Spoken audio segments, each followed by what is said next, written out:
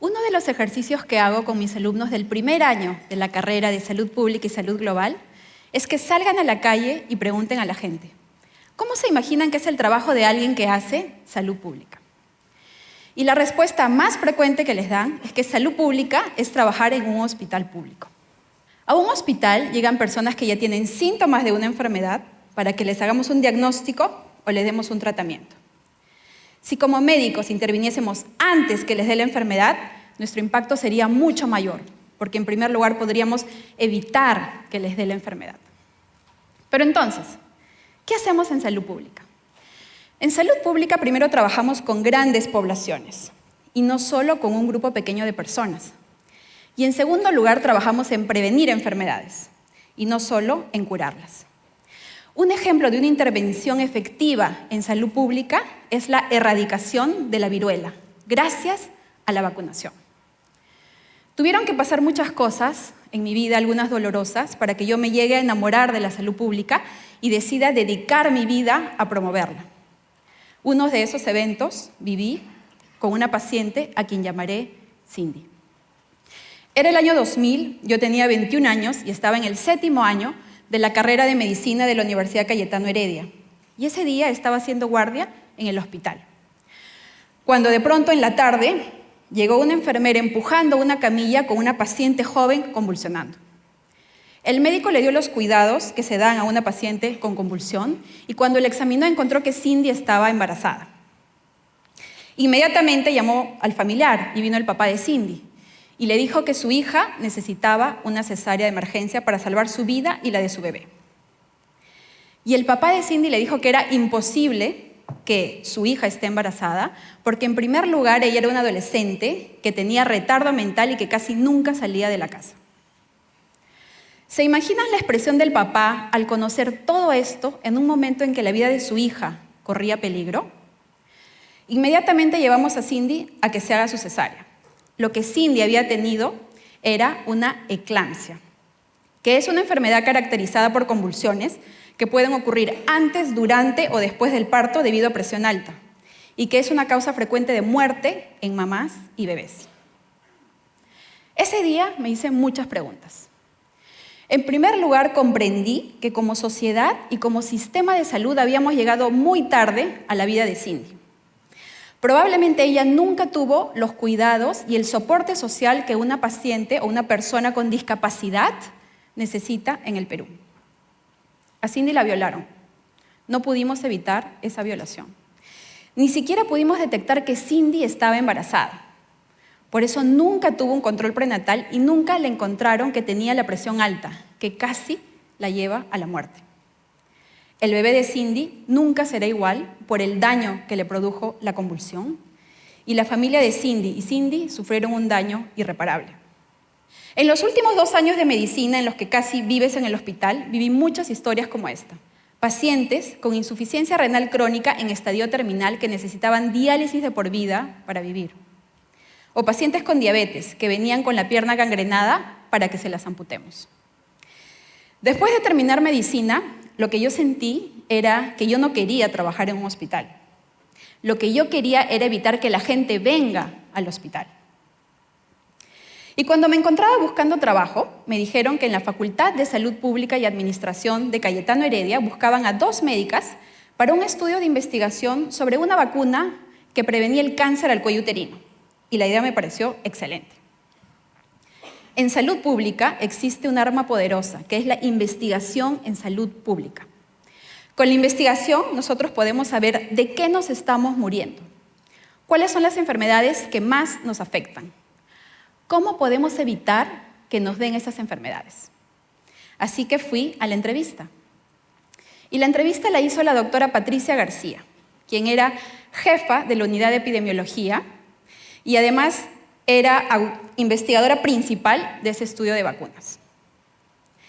Después de la entrevista, esperé por 2 semanas interminables y un día sonó mi celular y era el asistente de Patricia y me dijo que me habían dado el trabajo. Así que colgué tranquilamente y luego dije, ¡bien! Me dieron el trabajo. Después pude hablar más con Patricia y le conté las inquietudes que tenía. Que yo no quería trabajar en un hospital, lo que yo quería era evitar que la gente vaya al hospital. Y me dijo, Magali, lo que tú quieres hacer se llama salud pública. Y así emprendí mi camino. Patricia me recomendó postular a la Universidad de Washington y después de pasar por entrevistas y exámenes, finalmente me dieron una beca para hacer una maestría y un doctorado en salud pública. Estaba feliz. Mi vida académica despegaba. Sin embargo, me encontré con una disyuntiva. Isaac, mi enamorado de toda la vida y mi actual esposo, quería, una vez que él terminase medicina, irse a las comunidades rurales de la selva para trabajar. Y yo quería irme afuera. Finalmente nos fuimos a Estados Unidos. Y ahí estuvimos por aproximadamente 4 años haciendo investigación en salud pública, aprendiendo nuevas herramientas y generando una red de investigación más grande que nos permitiese regresar al Perú con proyectos. En investigación en salud pública, para tú hacer un proyecto, primero tienes que tener una buena idea. Luego tienes que escribir bien el proyecto y concursar. A nivel nacional, compitiendo con investigadores del Perú, y a nivel internacional, compitiendo con investigadores de otras partes del mundo. Y solo si ganas, te dan el financiamiento y puedes hacer tu proyecto. Cuando regresamos con Isaac al Perú, teníamos que escoger en qué lugar queríamos trabajar. Así que decidimos ir a la selva, que era el lugar donde Isaac siempre había soñado trabajar. En el 2010 postulé a financiamiento a la Universidad de Washington y gané, y así es que como junto con Isaac empezamos el proyecto AIMBO, que significa Mujer en Shipibo. Este proyecto buscaba evaluar la asociación de 2 virus que están presentes en comunidades indígenas. Después de terminar el proyecto, finalmente comprobamos que efectivamente ambos virus estaban asociados, pero les confieso que sentí que no había ayudado en nada a la vida de esas mujeres. Cuando las volví a ver, las encontré igual, sin acceso a servicios básicos de salud ni para ellas ni para sus hijos. En el 2012, una organización de Escocia llamada Vine Trust nos contactó para hacer la evaluación del impacto de 2 barcos del programa Esperanza Amazónica. Estos barcos viajaban por 6 cuencas de la Amazonía, brindando atención médica gratuita a poblaciones en extrema pobreza. El impacto que ellos tenían era importante y el recibimiento de las comunidades era grande.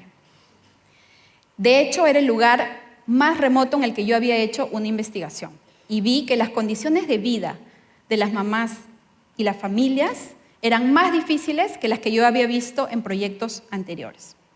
Y también vi que se repetía algo que yo había visto en los hospitales. La gente ya llegaba enferma al barco. Tanto en el estudio de AIMBO, en Ucayali, como en el estudio de los barcos en Loreto, estuve embarazada y di a luz a mis 2 hijas, a Silvana en el primero y a Ariana en el segundo. El embarazo definitivamente me cambió la vida. Y el hecho de haber trabajado en comunidades rurales de la selva hizo que me sensibilice hacia este tema y decida trabajar por mejorar la salud de mamás y bebés. Y un día llegó una convocatoria a mi correo. Era un concurso organizado por Grand Challenges Canada, del Gobierno de Canadá, y por Ciencia Activa, del Consejo Nacional de Ciencia y Tecnología. Y esta convocatoria buscaba ideas audaces, así que decidí postular. Esta vez con un proyecto que pueda mejorar la salud de mamás y bebés en la Amazonía, que yo había visto de cerca en los 2 proyectos anteriores. Y cuando pensé en el nombre que le iba a poner, el primero que se me vino a la mente fue Mamás del Río. Justamente pensando en las mamás que yo había visto a lo largo de la ribera del río Marañón en el estudio que hicimos en el barco. Concursamos, competimos con otros investigadores y finalmente ganamos. Y así es como empezamos Mamás del Río. Recibimos inicialmente financiamiento para la prueba piloto, la cual hicimos en 13 comunidades del distrito de Parinari, en Loreto. Esto fue en los años 2015 y 2016. Y la razón por la que escogimos Loreto es porque según la encuesta demográfica y de salud familiar del 2013, en Loreto existe 3 veces más mortalidad infantil y 2 veces más mortalidad materna que en el promedio nacional. Además, según nuestras investigaciones en el 2011, más del 80% de mujeres en áreas rurales de Loreto dan a luz en su casa, sin un personal de salud entrenado. Dentro de Loreto escogimos Parinari porque es un distrito en extrema pobreza. Las comunidades no tienen acceso a agua potable, luz ni desagüe. Y las mujeres y los niños tienen que viajar horas en canoa para llegar al centro de salud más cercano, que no tiene personal entrenado ni insumos adecuados para el manejo de emergencias, como por ejemplo medicamentos para controlar hemorragia en gestantes o medicamentos para controlar la presión alta en gestantes, que es lo que tuvo Cindy. Considerando estos factores, decidí diseñar Mamás del Río. Y Mamás del Río es un servicio en el que agentes comunitarios de salud entrenados por el proyecto realizan visitas periódicas a la casa de gestantes y recién nacidos, dando mensajes de promoción de la salud y realizando acciones para prevenir enfermedades. Los agentes comunitarios son líderes de sus comunidades y elegidos por las mismas y realizan una labor voluntaria. Nosotros los empoderamos con un celular inteligente que tiene una aplicación mediante la cual pueden recoger información de salud de su comunidad y enviarla a los barcos médicos y a los centros de salud. Los agentes comunitarios están preparados para identificar tempranamente a las gestantes, darles mensajes de promoción de la salud y motivarlas a que vayan a los centros de salud para su control prenatal, parto y control del recién nacido. En la aplicación en el celular, ellos pueden ingresar información de los nuevos embarazos que ocurren en su comunidad. Por ejemplo, pueden poner el nombre de la gestante, el DNI, los nuevos partos e información de los recién nacidos. Esta información ellos la envían al barco médico y al centro de salud, de tal manera que tanto el barco como el centro de salud sepan que en tal comunidad hay una gestante que necesita un control prenatal, o que hay una gestante que ya va a dar a luz, o que hay un recién nacido que necesita su vacunación, su control del niño sano y su registro de nacimiento para tener su DNI. Recuerden que más del 80% de mujeres da luz en su casa, por lo tanto, ni el barco ni el centro de salud conocen que hay una nueva gestante o un recién nacido. Además, los agentes comunitarios también pueden usar el celular que les damos para llamar a los centros de salud o al barco para derivar a gestantes o recién nacidos que tengan problemas de salud.